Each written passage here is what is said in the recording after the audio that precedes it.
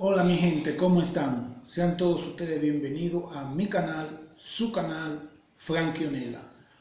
Hoy tenemos un nuevo video, así que vamos allá.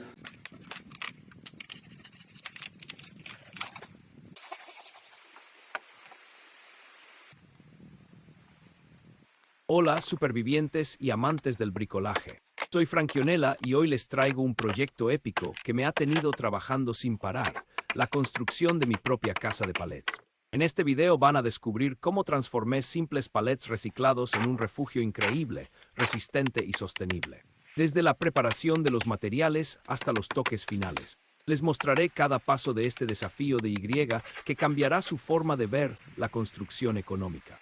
Si sueñan con tener su propio espacio, un refugio ecológico o simplemente quieren aprender técnicas de supervivencia urbana y bricolaje extremo, este video es para ustedes.